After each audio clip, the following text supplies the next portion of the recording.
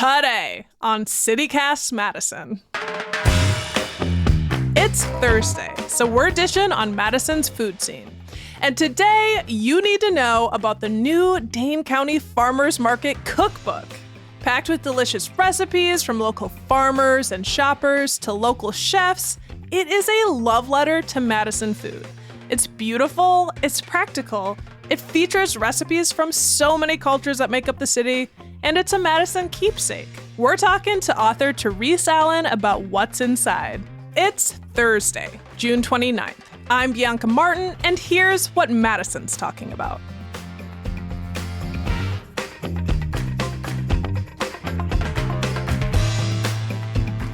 Therese, hello.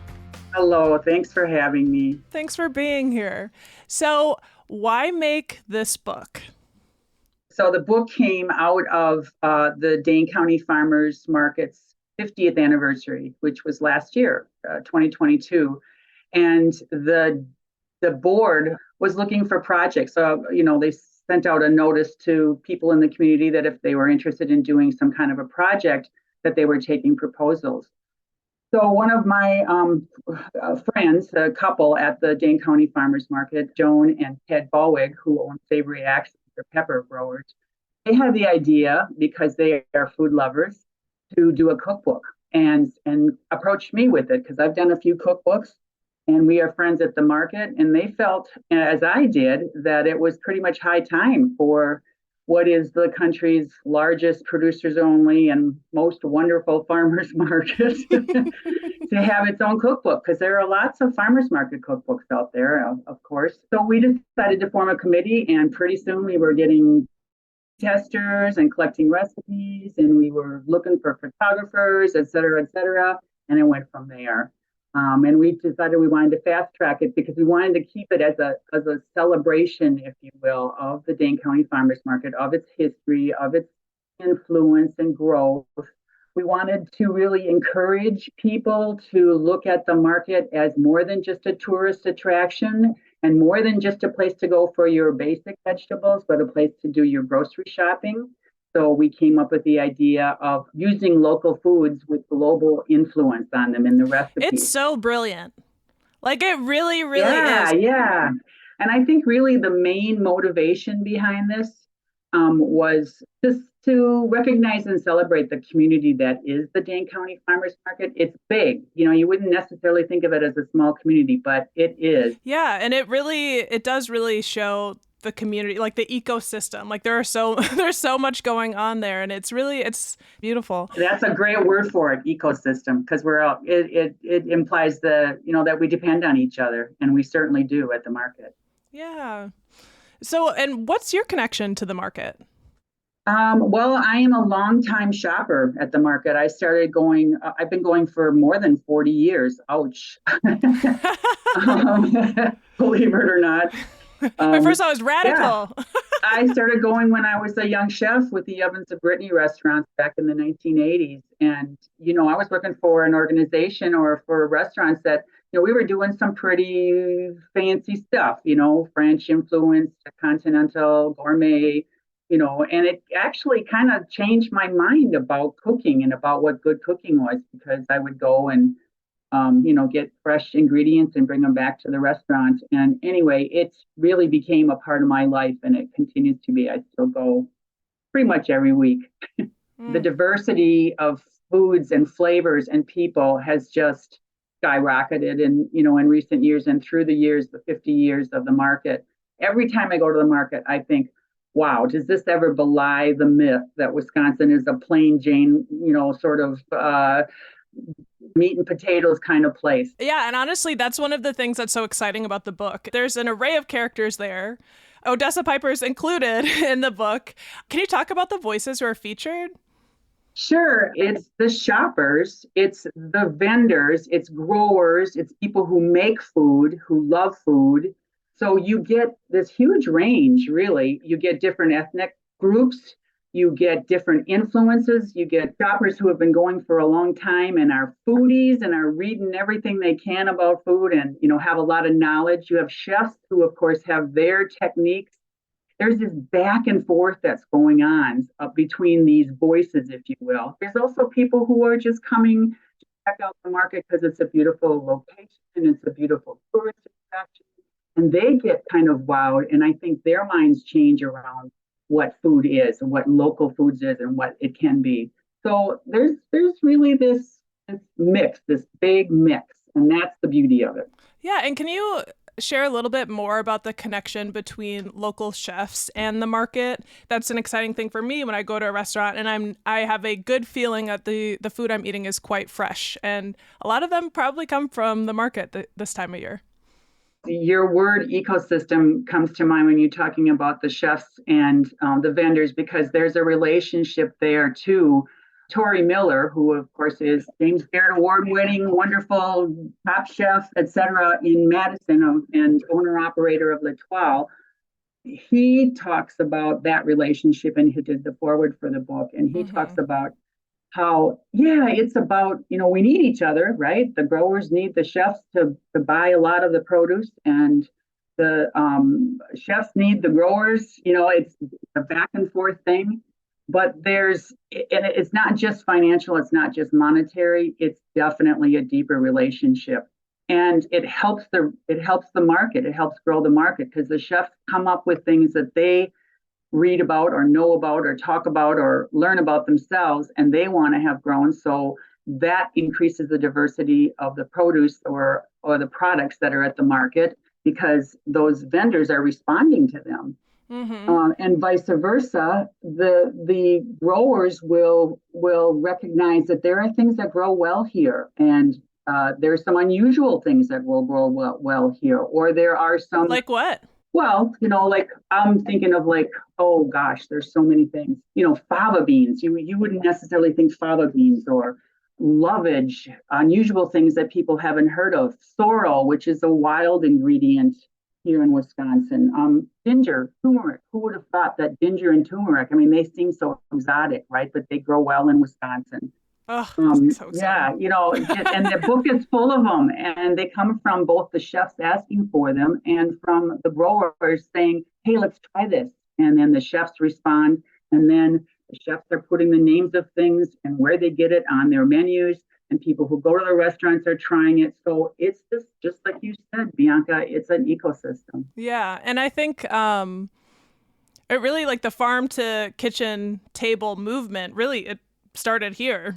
And it's happening here, and it's pretty snazzy for us Madisonians. Yeah, that is part of what I hope comes across. We have a history of the Dane County Farmers Market at the back of the book also, and I hope that's something that comes across, is the growth and the influence that the market's had on the health of the region and the health of our economies here in the region, and the support of small farmers, and also the culinary scene in Madison and beyond, and really throughout the Midwest. This is a very influential market. It has helped spawn more than 45 other farmers markets in southern Wisconsin.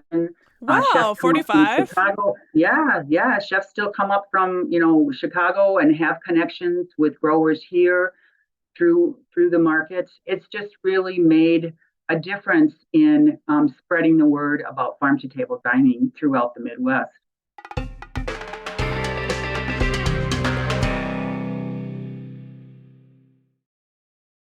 Can you tell us about any characters, like someone that maybe a ton of folks don't know about that you're excited to bring to the public?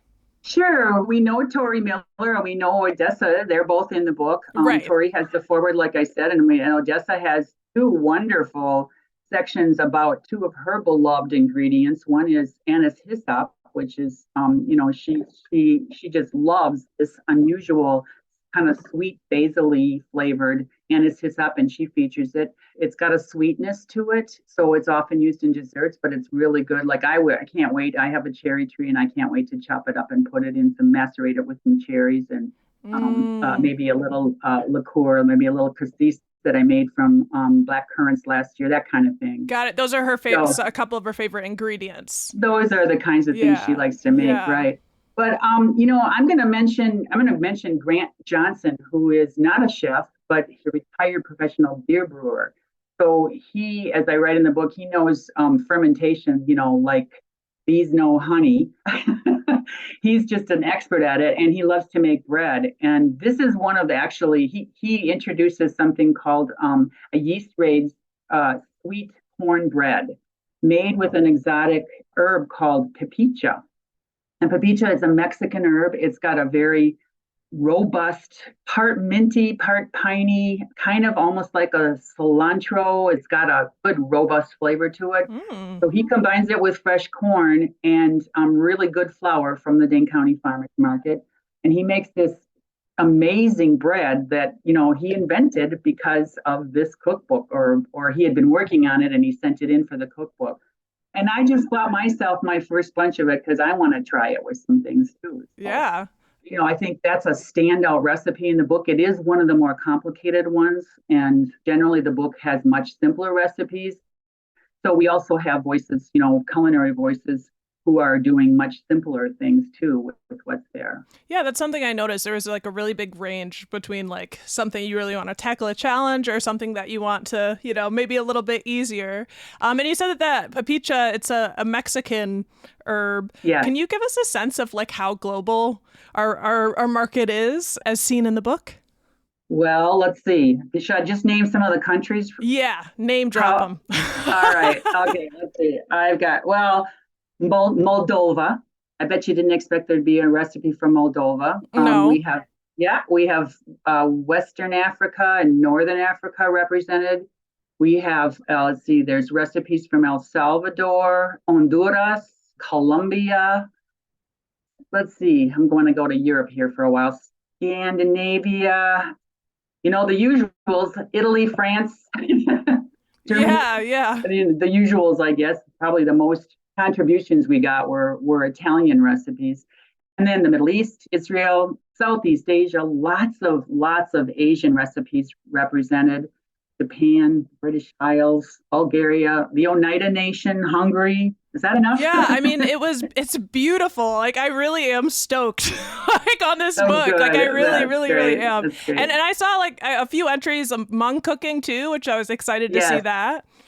Yes, well, that's a very important story with the Dane County Farmers Market too, because of course in the 70s, as Hmong became, started coming to Wisconsin after the Vietnam War, they come from an intensely farm focused culture and cuisine, and they came to the market with incredible agricultural skills, and at first offered things that were kind of recognizable to us, a few hot peppers and cucumbers and those kinds of things, and then they started introducing some of their own specialties, some of their own, and that really helped diversify. I think kind of went from this sort of worker bee type of farmers market to, our eyes really got open to some new flavors. And so there are Hmong recipes in the book. There's also a section about Hmong cooking and how it is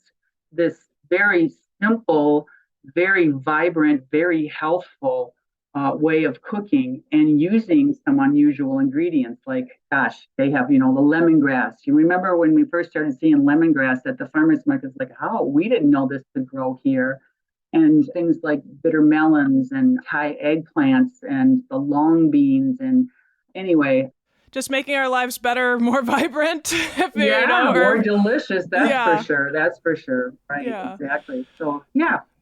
Yeah. Of course, depending on wherever you're standing, maybe that was already your diet, but then bringing new things, that's the exciting part about this global meld.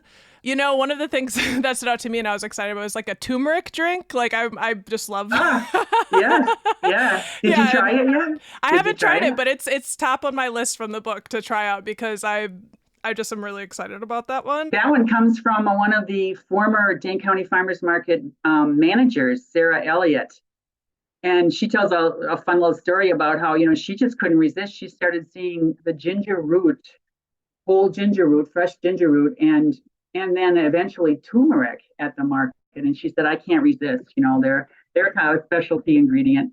And so she didn't want to waste anything, right, Anna? Because they're not inexpensive to grow. So she came up with a way to make a tea from the she'll use the whole bulb, but she'll also use the ends of the bulb and macerates them in hot tea in hot water. Mm-hmm. And she makes this concentration of it and she freezes it. And then you can just take the frozen cube and put it into a cup of boiling water and make this hot tea with it.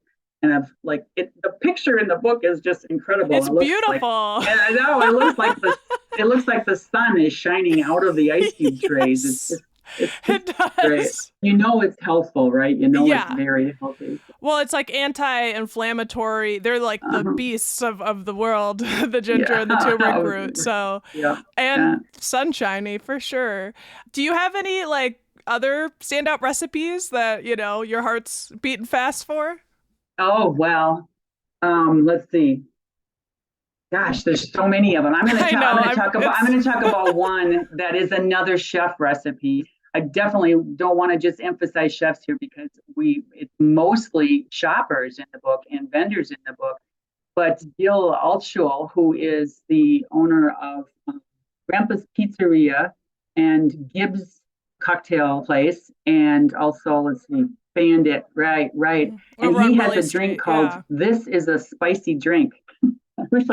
I wish I could hold up the picture of that one because it's another one that it's an eye-popping picture. He loves hot peppers, and actually he is a regular shopper at Savory Accents, which is where Ted and Joan Ballwig operate their stand, and these are the people who worked on the cookbook with me too. So he came across something called lemon peppers that they were growing and got inspired to create a drink out of it. And so what he does is it's a real chefy recipe because here, let me just explain it. He takes the lemon peppers, he macerates them in vodka, good vodka, for about a week so that the vodka becomes a chili vodka.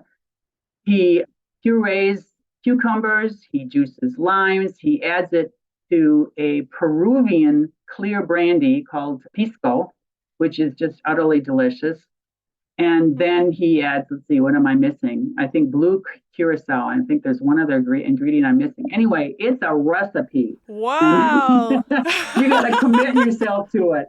But when you're all done and you shake it and you put it over ice, it's this glowing green color and it tastes spicy and, lime. It's got the lime juice. It's got the freshness of the cucumber, the pisco crumb. It's just wow. Like it speaks for itself. So they needed like a mundane but also fun title. This is a spicy drink. He said, I don't want anybody complaining that it's too spicy, so I'm going to name it something that they really know. Yeah. After all the effort, it's just like if you like spice, this is for you. Right. Exactly. In addition to the cookbook, like this is this huge history, it really, it's got that at the end of the book and also throughout, right? It's all of these local stories. What are you hoping people get from this book? Like who is this book for and what are you trying to offer? Well, it's really for anybody who wants to cook fresher, healthier, more creatively, who wants to support local farmers, who wants to help the economy. I mean, there's so many different reasons. I also really want this book to feel like I want people who are part of the Dane County Farmers Market, that large community, I want them to feel recognized and supported and thanked for all that they do for bringing this market to the city. And I just want people to cook fun. This is fun cooking. This is what I think of as I call it pan populist because it's, from around the world, but it's local ingredients and it's not fancy. It's fresh. It's from scratch. It's exciting. It's delicious. And I want people spicy, it's dynamic. I just really want people to feel encouraged to support that market in a grocery shopping kind of way and, broaden and brighten their cooking.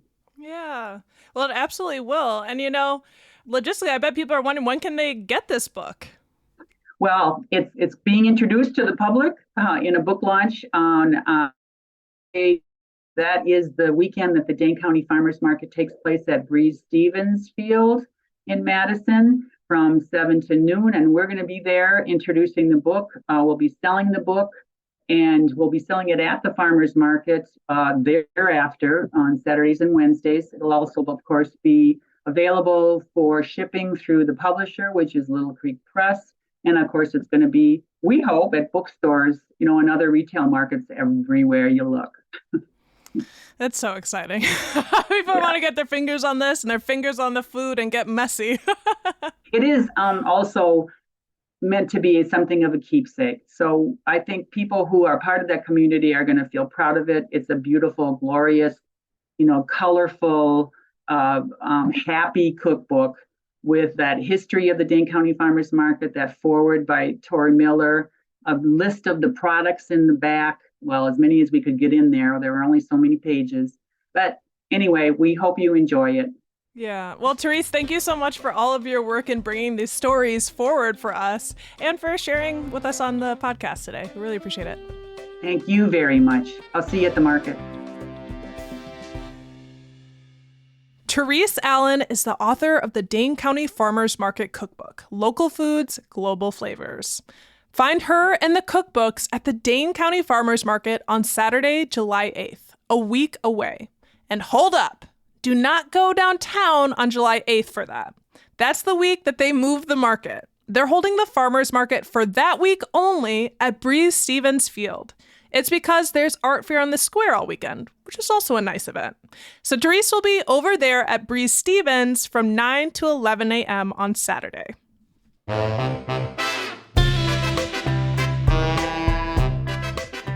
And here's what else Madison's talking about. Fireworks. So many fireworks, Katy Perry would be proud. Fireworks coming up this weekend. Here's your roundup. On Saturday, July 1st, from 6 to 10 p.m., there will be fireworks at Breeze Stevens Field in Madison. This is a ticketed show with bands and food. But hey, if you're on the Isthmus, you'll probably see them. On Sunday, July 2nd, if you're looking for the booms, head to Sun Prairie. On Monday, July 3rd, DeForest and Edgerton are doing the fireworks thing.